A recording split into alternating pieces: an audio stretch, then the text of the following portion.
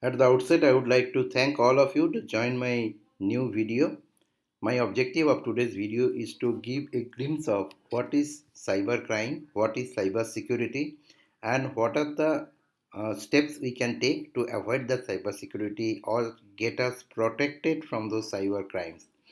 This video is intended to be seen by the young kids, school going children, college going children, and also the corporates, because I feel that cybercrime is something which has become a big ticket item nowadays and we need to pay attention to it. Now let's go to the, I have made a presentation and I would like to add a disclaimer that many of the data, many of the sites you are seeing in the presentation are not necessarily to be my own, but yes, I have able to put my narratives in it, and since I am also a ISACA member, some of the documents from isaka.org also I have shared. So I just put the video so that it becomes easy for all of us to understand what is cybercrime and how we tackle this in future.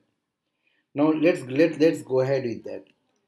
So let's talk about some of the facts, hard facts. Now these some of the graphs I have added in this slide.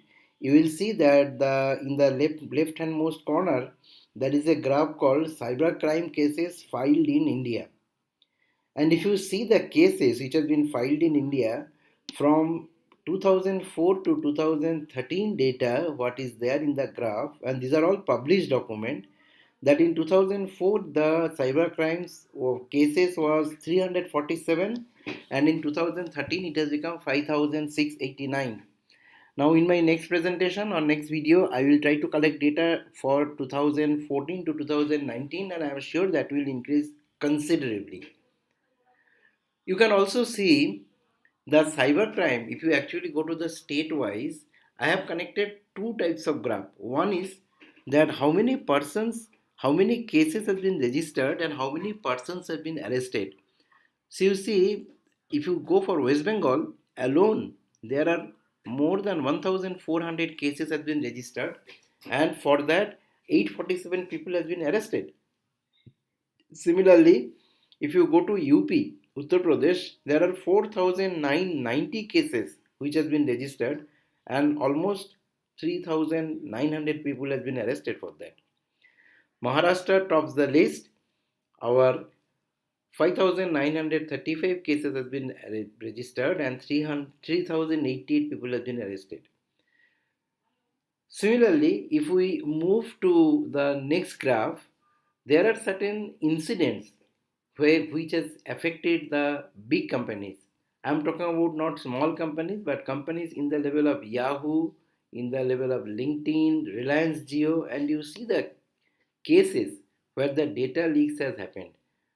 So you see that more than 3,000 Yahoo quarter 4 2016, 3,000 cases has happened. Yahoo in quarter 3 206 2016, 500 cases has happened. In LinkedIn 117, and so on and so forth. Now let us assume, let us look into another graph, that which kind of industries are under severe cyber attack in 2012.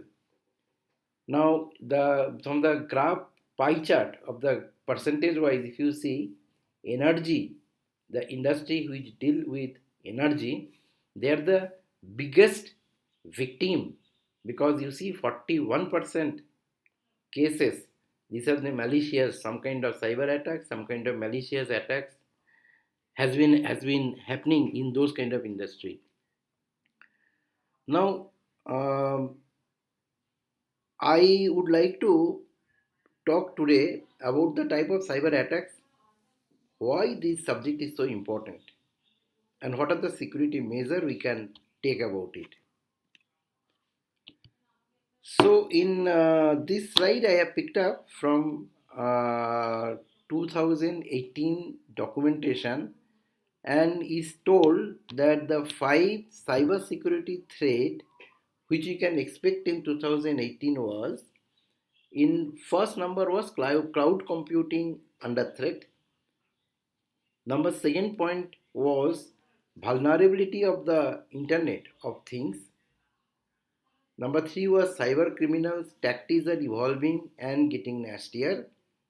Number four was silence of cyber security researchers. And number five was impractical expectation from the IT department.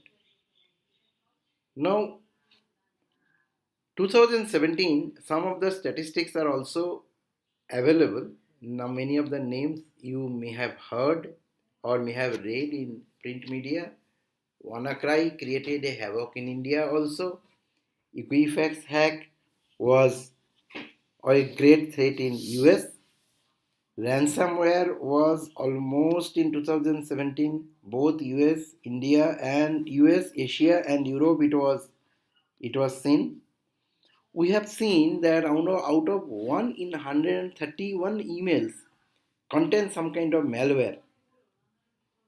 So, what exactly we are actually hinting by saying all the statistics? So, what we see, I'll give you some more statistics that we need to understand why the cyber crimes happen. What are the motive behind the cyber crime? Sometimes the cyber crime happens out of pure simplicity. People want to curiosity of the people. They want to create. They want to prove someone that I have the capability to hack your system. But sometimes it may not be so naive in nature, and they can maybe organized crime to gain some monetary or some power of some organization. For instance, if you really see this data, he shows 1240 cases in 2013 was because of the illegal gain or fraud cyber crimes were done. If teasing or harassment, that was responsible for 1116 cases. Some kind of greed or money, 821 cases were for.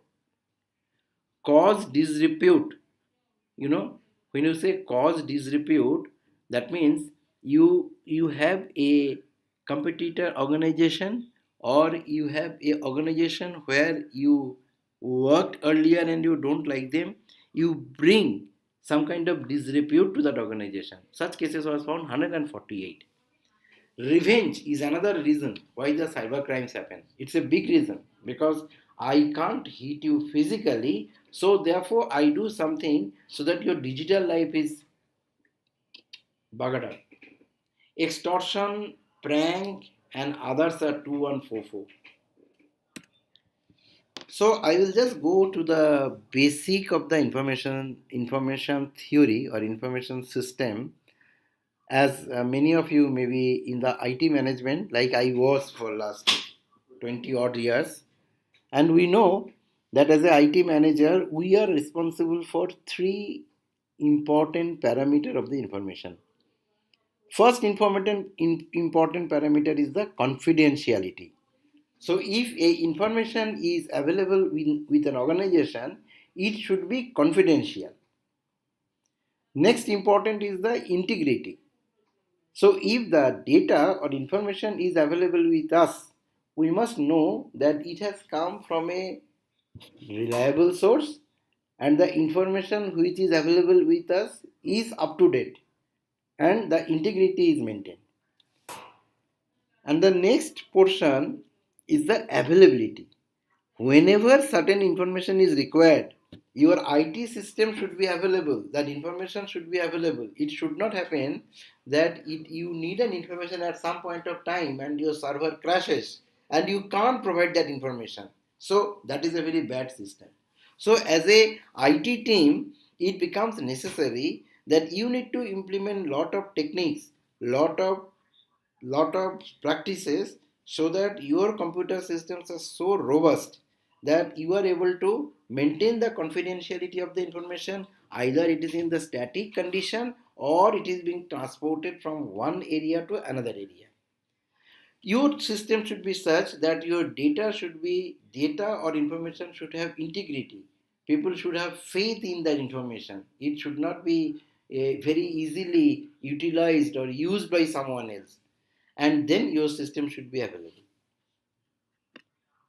So I will just browse through some of the common attack techniques, but and maybe I will leave at some point of time because of the time constraint, and maybe we can join in the next video when we can take it forward. So be with us. If you really like, see my next video. Probably you will be able to see the. This is a long presentation I have planned, so I don't want to put everything at together. Let's go into the spaces. So some of the common attack technique which I have mentioned here. The first one is the alteration attack. So what is alteration attack? As I told you, integrity of the data is very important.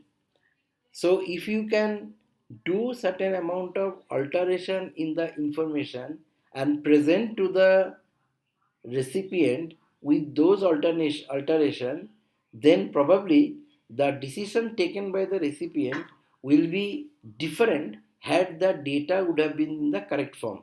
So there are certain techniques where you can create this kind of alteration, and those techniques are called alteration attack. We will talk about something called botnet. Botnet is you actually have a group of computers, a cluster of computers, and those computers are all compromised either by using malware or by using some ransomware. Those are actually compromised, and then you use those computers to to to deal or to damage the financial system of that organization. That's the purpose of botnet. Brute force attack. It's a very old technique. You might have also heard of something called dictionary attack, which is part of brute force attack. So you create a password. Now, when you create a password, there are a lot of password cracking tools available.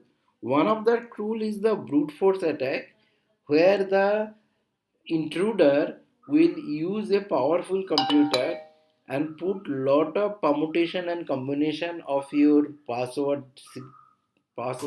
words or password paraphrases and try to find out what exactly is the password is. Now I will go in deep detail in some time when I go to the next video. For the purpose of simplicity for you, I would like to tell you that the password which are which are of 16 characters long and with complexity of the range of 5. That means there are 5 types of permutations included in the password. With a mega computer, with a high speed computer today, to break those password with a brute force attack, it takes approximately 15 minutes. So you know something, uh, the idea is that the more amount of complication you will create in your permutation, more length of the password you will create in in your computation, your system will take much longer time to break. So it is expected, or it is hoped that somebody will not make so much of attempt to break that password. That's the purpose of that. So brute force attack is extremely important. Denial of services. Probably denial of service is a very typical attack which one organization, one hacking site will give to a customer site, because the victim, see, will be able to do a regular transaction, but he will be denied to do the regular transaction at that point of time. So that means, imagine that there is a server, and that server is trying to do a transaction, but at the same time you get command from several computers with some pseudo request or pseudo transaction request, and when the server becomes ready in serving those computers, the real customers does not get the benefit of that. I will stop here because, as I told you, that I have decided to make it a little in the different segments. So I will request you to come back to my next video, and maybe in that video we can talk in great detail. Thank you for joining. If you like my channel, please subscribe it. Thank you.